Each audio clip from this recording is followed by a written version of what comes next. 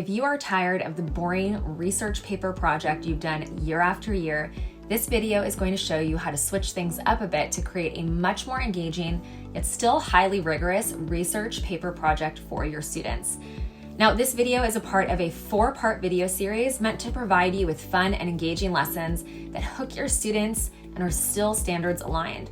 So make sure to check out all of our other videos out that we have in the series for creative ways to engage both you and your students.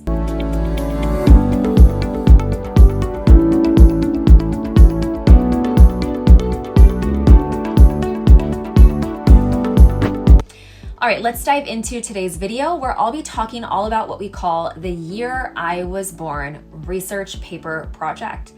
Now, what makes this research project so engaging is that it gives students the opportunity to explore history while also connecting it to their own lives.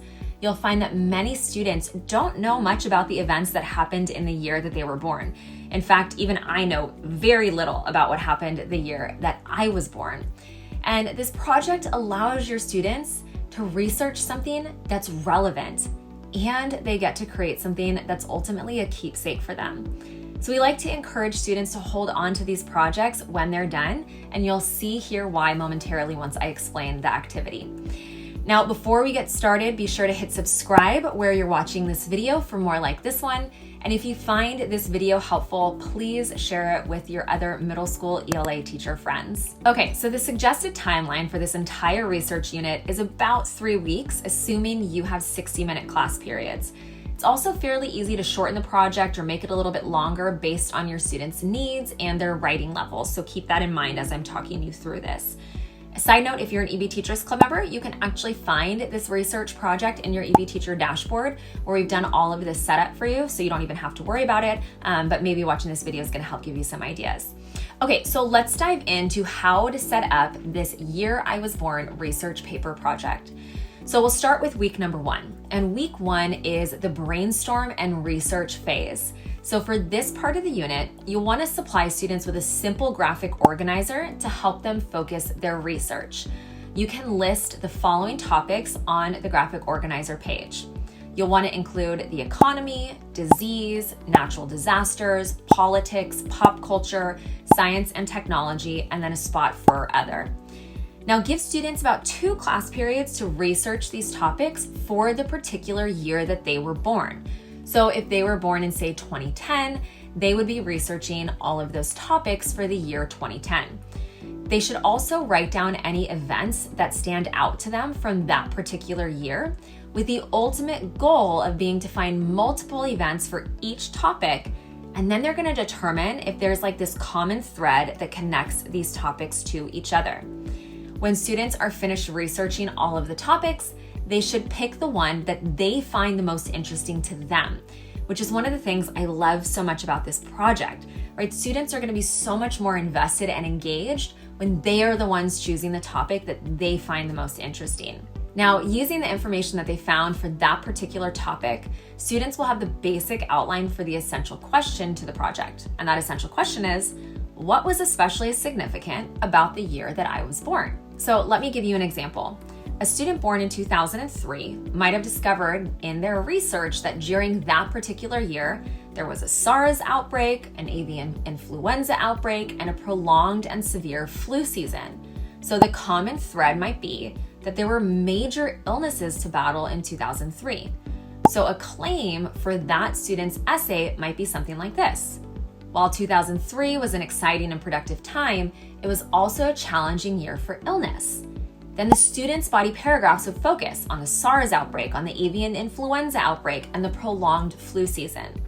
And what's cool is that another student might also be researching 2003 and come up with an entirely different topic, right? They might realize that 2003 was the final episode of Dawson's Creek aired that year, right?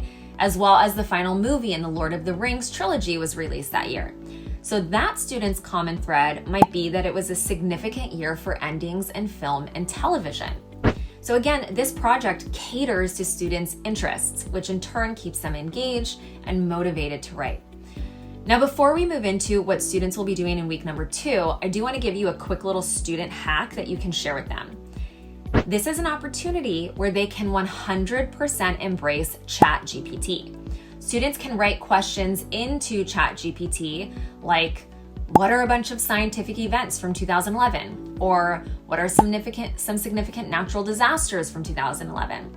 And in doing this, it's going to help them streamline that research process and make it so much more efficient for them, right? Because they're just gathering the topics and the information and deciding what they ultimately want to research about. All right, moving on to week 2. Now that students have their topic, their claim, and a basic idea of what their 3-body paragraphs will be about, now they're ready to go search for evidence. So students should search around for 10 pieces of evidence that they could potentially use to support their premises and their claim. When they research, you want to make sure to have them keep track of their sources. It's totally up to you to here if you want to require students to use direct quotes or if they're allowed to paraphrase evidence, however you choose to teach it in your classroom. Now, students can then select their strongest 3 pieces of evidence to use in their body paragraphs.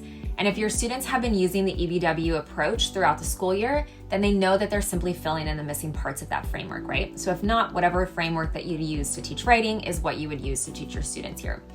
So for their introductory paragraph, students have their claim. Now they just need a hook and a summary, right? And for their body paragraphs, they have their premises and they have their evidence.